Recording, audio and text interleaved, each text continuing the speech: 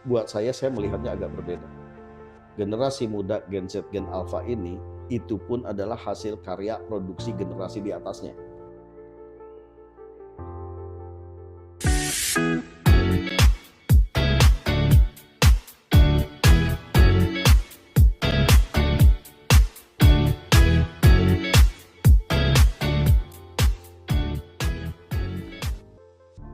Assalamualaikum warahmatullahi wabarakatuh. Hai calon pemimpin masa depan, selamat datang di podcast SI Indonesia edisi Ramadan bersama Bapak Hadi Kuncoro. Apa kabar Bapak? Alhamdulillah kabar baik. Pak Sem, apa kabar juga? Baik juga. Penampilannya luar biasa. Terima kasih Pak. Mohon maaf, ini tampilannya jadi preman gitu. Enggak kok Pak, ini keren. Ini sesuai dengan warna aslinya Pak. Oh, warna aslinya. Apa adanya. Apa adanya.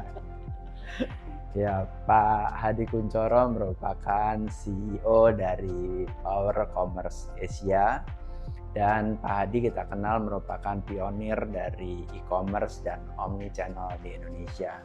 Senang nih Pak bisa ketemu Bapak lagi di suasana Ramadan. Bapak bisa cerita mengenai Power Commerce Asia sendiri Pak, bergerak di bidang apa dan mungkin klien-kliennya seperti apa?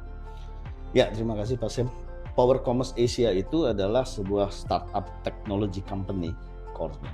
Kita membangun sebuah teknologi ERP untuk omnichannel. Omnichannel itu teknologi adalah yang mengintegrasikan secara seamless semua channel sales, baik online maupun offline, mau B2C, B2B, B2G bahkan ke government, dalam satu integrasi teknologi ERP, sistem aplikasi, dan itu terintegrasi juga nyambung dengan ke supply chain, ke logistik fulfillment, ke warehouse, termasuk ke toko offline, nyambung ke POS mesin kasir, ya, sehingga online to offline-nya nyambung, dan itu pun juga nyambung ke transport management, dan juga nyambung nanti ke financial system. Kita juga ada financial system, dan kemudian di big data. Sehingga apa? Yang selama ini secara teknologi aplikasi, kalau kita berbicara di dunia bisnis, prinsipal itu yang online aplikasinya satu, yang offline satu, distributor management system satu, warehouse management system satu, masing-masing punya aplikasi dan tidak terintegrasi. Nah, dengan omnichannel ini Power Commerce mengintegrasikan ERP-nya dalam satu aplikasi integrasi di situ. Namun di luar itu kami juga adalah punya perusahaan yang memiliki izin untuk dan mengelola solusi dan services untuk mengelola non-teknologinya. Jadi kami punya izin untuk pengelolaan e-commerce enabler, jadi online management, toko online management di marketplace, di web.com dan sejenisnya, termasuk sosial media dan sejenisnya. Kami juga punya izin retail apotek, karena kita punya izin apotek retail dan sejenisnya. Kami juga punya izin untuk pengelolaan sebagai izin importir dan juga sebagai distributor. Jadi kami juga mewakili beberapa brand di spesifik channel untuk prinsipal-prinsipal kami. Kemudian kami juga mewakili mereka bagi brand-brand yang mau masuk ke Indonesia, urusan BPOM-nya apanya dan sejenisnya. Oke. Kemudian yang ketiga, kami punya izin pengelolaan logistik tentunya. Kami punya gudang, sekarang ada di 7 kota. Ada di Jakarta, di Medan, Bandung, Surabaya, Jogja, Bali, Makassar. Soon to be habis Lebaran insya Allah kita akan buka di Palembang dan di Balikpapan untuk mengintegrasikan dan melakukan penetrasi ke seluruh Indonesia dalam konteks logistik dan juga transportasi. Yang terakhir kami punya digital marketing dan kreatif. Jadi kami punya live streaming studio, kami punya tim digital marketing khusus ada belasan orang, baik itu mengelola sosial media maupun ini. Kalau ditanya, wah gila, apa aja ada nih, Palu Gada nih. Palu Gada. Nah, kita memang punya 5 PT dengan izin yang berbeda, tapi dalam satu grup terintegrasi dalam satu teknologi sistem. PowerBiz itu yang disebut dengan omnichannel. Di situ. Tapi teman-teman brand boleh à la carte, mulainya dari pengen deal dengan kita gudangnya dulu silahkan, mau digital marketingnya dulu silahkan. Yang penting salah satu masuk di servicesnya kita, teknologinya sudah dapat. Itu yang paling utama. Nah, dengan teknologi nanti tinggal plug and play saja. Di situ. Klien kita alhamdulillah banyak dari multinasional brand company kayak Omron, ada Ajinomoto, ada beberapa brand internasional yang cukup besar gitu, dan juga yang nasional brand kayak misalnya Pak Seo, ada Blue Band, ada Panasonic Beauty, macam-macam lah, macam-macam brand itu. Termasuk juga ada yang teman-teman UMKM menengah yang pengen scale up, yang tadinya omsetnya cuman misalnya sebulan 2 miliaran dan 1-2 miliaran, sekarang sudah kita tangin sebulan sekitar 20, 30 sampai 40 miliar. Ada yang di kosmetik apa dan sejenisnya. So that's the powerful of the omnichannel. Oke. Gitu Pak, kira-kira power commerce Pak. Oke, keren Pak, keren. Thank you. Nah Pak, saya ingin tahu nih, sedikit cerita ya Pak ya, tantangan terberat di Ramadan Pak kalau untuk operasional logistik ini apa sih Pak?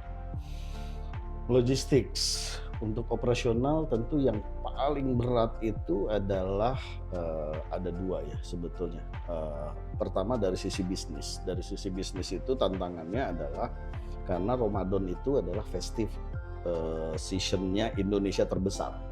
Jadi kalau 12 bulan sebenarnya festive seasonnya Indonesia itu ada di Ramadan di situ, karena ada gaji di akhir bulan sebelumnya, ada THR dan ada gaji di bulan tersebut di situ, dan ada migration dan sebagainya, dan involving 2 tahun terakhir ini, 3 tahun terakhir ini involving uang cash beredar di masyarakat itu sekitar 180 sampai 200 triliun rupiah di situ. Nah sehingga dalam waktu sebulan satu bulan itu. Nah sehingga dalam konteks bisnis tantangannya adalah bagaimana kita mempersiapkan perencanaan bisnisnya kita, baik dari sisi front end side ya, membangun brandingnya, membangun marketing communication, bikin campaignnya, tapi yang the most important sebetulnya adalah si operasionalnya. Operasionalnya ini adalah bagaimana menentukan titik di mana stock point, availability product, visibility product, karena dalam 1 bulan nanti di tengah-tengah habis THR-nya itu ada migrasi mudik, orang bergerak. Nah kita juga jadi nggak normal nih operation secara bisnis, sehingga kalau produk-produk tertentu dia harus ngikutin orang nih kemana. Contoh misalnya kalau jualannya air minum, kan manusia mau Ramadan dan tidak hausnya sama. Tapi ketika manusianya bergerak dari Jakarta 70% ke daerah, nah hausnya kan ke daerah, availability-nya kita ada nggak? Nah, pola operasional itulah yang challenging utama. Yang kedua adalah gini, Indonesia ini terutama teman-teman saya yakin banyak yang sudah ada offline network distribusi dan ada online distribusi. Nah ketika kemudian bulan Maret ini, kayak bulan ini ada double date kemarin 33, kemudian nanti akan peak lagi adalah menjelang THR dan sampai menuju Lebaran peaknya di situ. Nah people jadi problem kalau di dunia retail, terutama di operasional di situ, yang berada operasionalnya di gudang, di fulfillment center dan sejenisnya, dan termasuk yang distribusi, motoris apa dan sejenisnya, karena berbarengan dengan puasa. Jam kerja, jam hidupnya orang berubah nih, jam makannya, jam ini, sehingga ketika kemudian yang tadinya tim itu bisa regular hours, metabolismenya, pola makan dan sejenisnya menjadi challenging, sehingga produktivitas ini bisa menjadi berubah di situ karena adanya puasa. Walaupun sebetulnya harusnya puasa dan tidak puasa tidak mempengaruhi apapun, tapi kalau dunia operasional berbeda karena ada hal-hal yang betul-betul para bekerjanya dan cara bekerjanya itu menggunakan fisikal. Nah ketika menjadi fisikal ini menjadi tantangan luar biasa beratnya karena haus, panas dan sejenisnya. Nah itu 2 hal secara bisnis karena festive season, dan karena kemudian bagaimana mengelola SDM atau people yang ada di operasional ini, itu yang paling menantang di edisi Ramadan. Walaupun sudah ratusan tahun kita Ramadan ya, polanya ya akan terbentuk begitu terus. Akan begitu terus. Sama dengan sejarahnya Indonesia mudik gitu. Dari dulu ratusan tahun yang lalu sampai sekarang mudik ya macet aja gitu. Nggak pernah ada yang bisa meresolusi itu. Kurang-kurang dikit lah karena sekarang government nurunin tiket pesawat. Kan gitu. Tolnya lebih banyak kan gitu dan sejenisnya. Tapi juga diatur sekarang liburannya. Nah, ini repot lagi nih. Lebaran itu liburnya cutinya itu dari 28 libur itu sampai tanggal 7 April. 7 April itu Senin baru itu masih cuti bersama. Bayangkan itu nyebrang THR, Lebaran, mudik, dan nyebrang double date 44. Nah, kebayang kalau 44-nya booming nanti yang di online, nyari orang yang pada mudik, operation kayak gimana? Ngatur orang. That's the point, big challenge di operation. Untuk periode Ramadan ini, terutama yang 2025. 2025 ya. Ya, 2025. Nah, bagaimana Pak di Power Commerce Asia sendiri bagaimana menghadapi mungkin ya nanti ada lonjakan pengiriman atau mungkin lonjakan dari penjualan melalui online? Bagaimana persiapan dari Power Commerce Asia? Iya, Power Commerce itu selalu dalam konteks supply chain operation management strategiknya. Ketika acara-acara peak season festive ini, itu preparation-nya itu yang paling utama, Pak. Yang paling lama. Walaupun kemarin juga mendadak di luar forecast bang ya, di 33 kemarin, itu lumayan ngos-ngosan juga, berbarengan dengan hari puasa pertamanya, itu juga 3 hari berikutnya itu udah masuk ke double date period, dan itu udah hari pertama puasa. Hari pertama puasanya dilalahnya kemudian adalah weekend, Iya, betul. Sabtu Minggu. Jadi persiapan mulai peaknya tanggal 1, 2, dan 3 itu menjadi luar biasa challenging buat itu. Tapi kita bagaimanapun kemudian tadi karena planningnya kita usahakan yang terbaik sepanjang mungkin sebelumnya. Kemudian biasanya kita menambahkan tadi sistem, infrastruktur, facility termasuk SDM-nya tadi. Yang tadinya kemudian kita menyadari bahwa kemudian kalau seandainya kita butuhkan satu shift misalnya 100 orang di situ. Kalau normal, maka yang khusus Ramadan ini kemudian kita naikkan menjadi mungkin 130%. Jadi 20-30% tambahan, Mbak, di situ. Karena productivity terutama di siang hari ketika puasa itu di operation itu pasti akan turun. Nah, hal-hal yang detail-detail itu yang mungkin akan berbeda, tapi memang secara tim karena kita sudah terbiasa sehingga kemudian kita sudah siapkan jauh-jauh sebelumnya untuk perencanaan dan perubahan-perubahan termasuk di dalamnya mitigasi ketika ada risk terjadi di pada hari pelaksanaan di situ. Tapi memang selama ini Pak pengalaman di PCA ini apakah Ramadan seperti ini memang peningkatannya cukup tinggi ya? Selalu dari online bisnis. Selalu. Saya pikir bukan hanya online ya, offline juga tinggi. Yang tentunya agak sedikit berbeda tergantung di kategori produknya. Jadi tapi aneh juga kemarin double date aja waktu 33 kosmetik beauty tinggi naik karena tertrigger bukan karena lebarannya, karena tertrigger kemudian kampanye besar-besaran. Jadi orang nungguin diskonnya kan gitu, nyetok buat lebaran. Toh nanti dapat diganti pakai duit THR kan gitu, dapat THR. Jadi kemarin itu juga kita di sekitar 20% lebih di atas proyeksi forecastnya kita. Yang 2-3 hari terakhir kemarin double date periode ini. Jadi memang selalu di atas. Selalu pasti di atas. Nah Pak, kalau Bapak lihat nih Ramadan saat ini ya, mungkin orang-orang juga dulu mungkin kita tahu teknologi belum secanggih sekarang, sosial media juga belum terlalu happening seperti sekarang.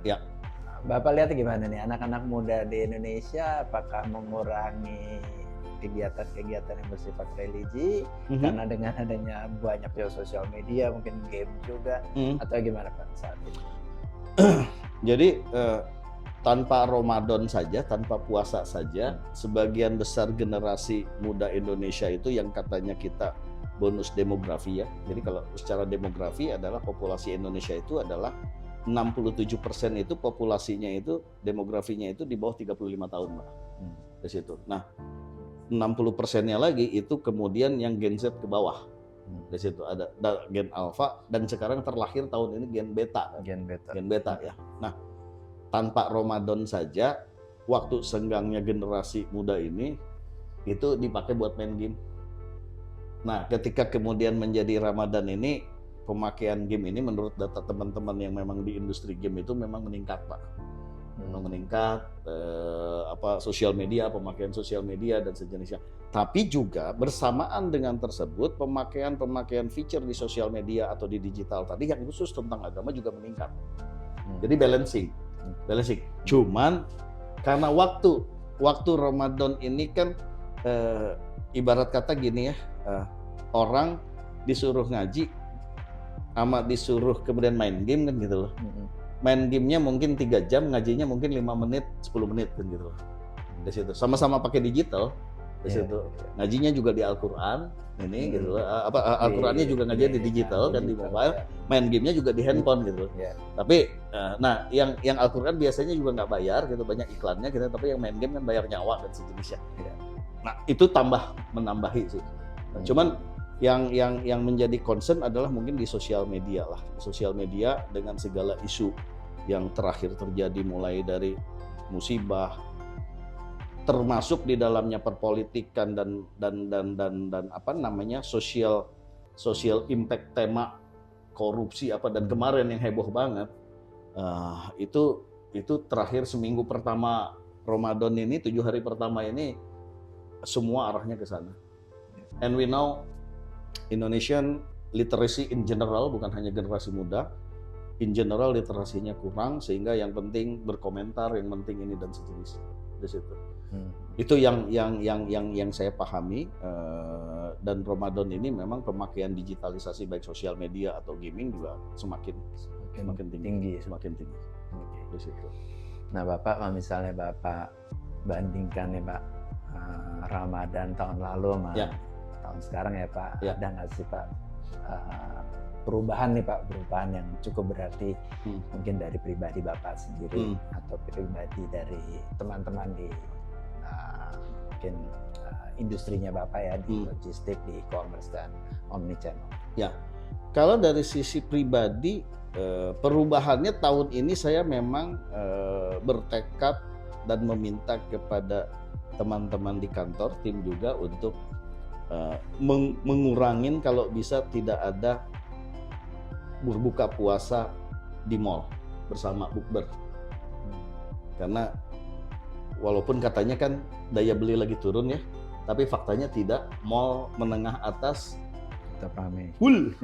Weekend, bukber dan sejenisnya di situ. Jadi saya lebih memilih untuk jam 5 tank, saya kantor selesai jam 5 atau jam 5 kurang kita pulang, saya di rumah, lebih banyak di rumah, sehingga teman-teman yang silaturahmi saya mengundangnya lebih banyak justru ke kantor, langsung silaturahmi, ngobrol di kantor dan sejenisnya di situ.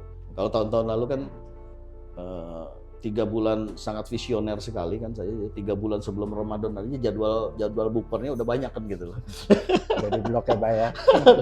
Saya khusus tahun ini saya meminta saya nggak mau bukber yang tadi di mall dan sebagainya. Kalaupun memang acara khusus untuk pekerjaan bukbernya dengan klien it's okay, tapi kalau bisa ya tadi private atau kemudian di kantor ngobrolnya dan sejenisnya.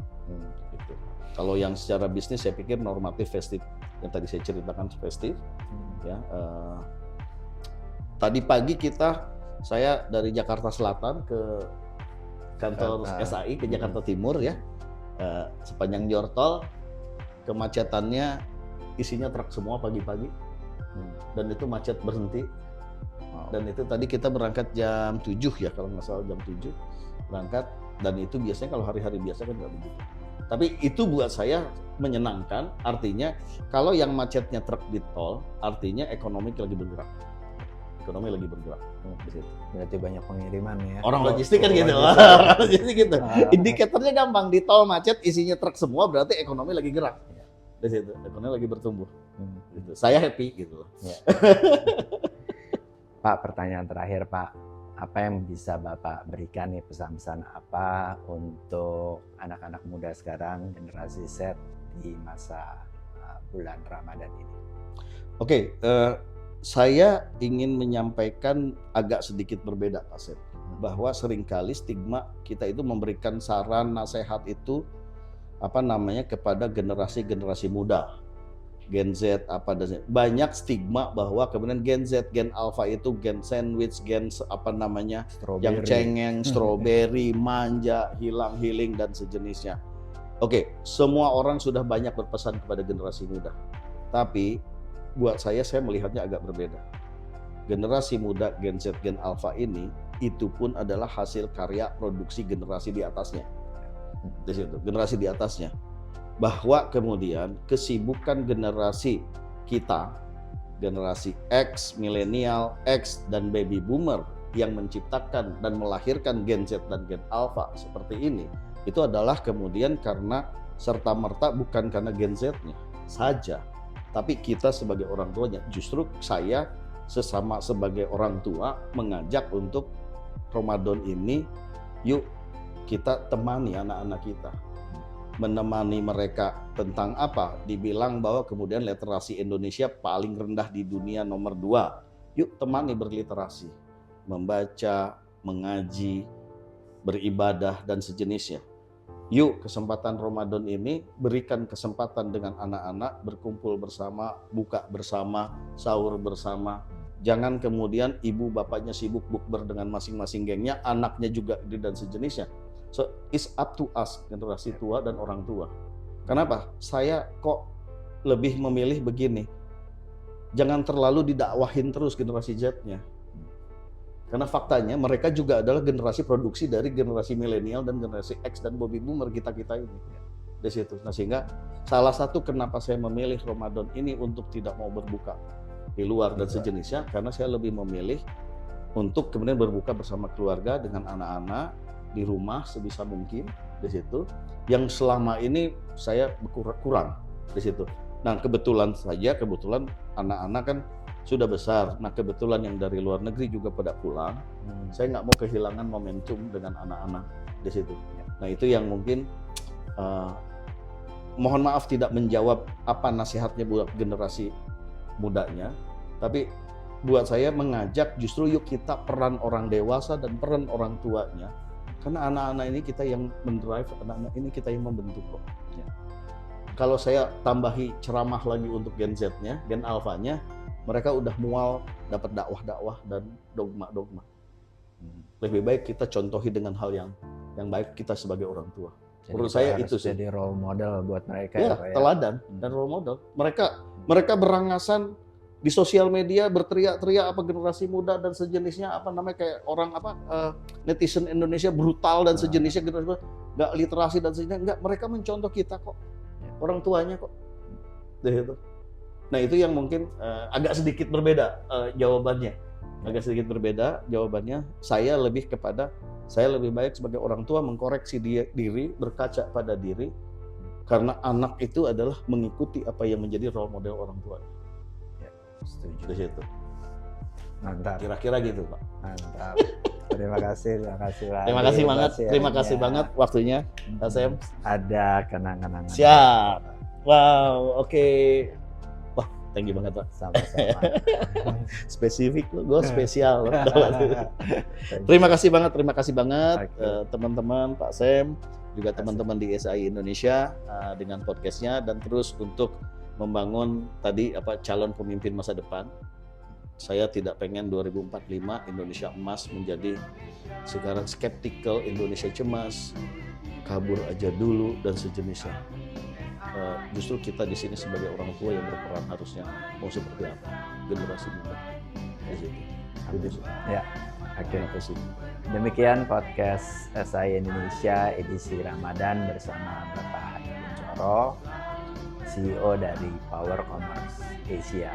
Semoga podcast kali ini juga bisa memberikan manfaat dan wawasan bagi calon pemimpin masa depan. Sampai jumpa di podcast edisi Ramadan berikutnya. Salam calon pemimpin.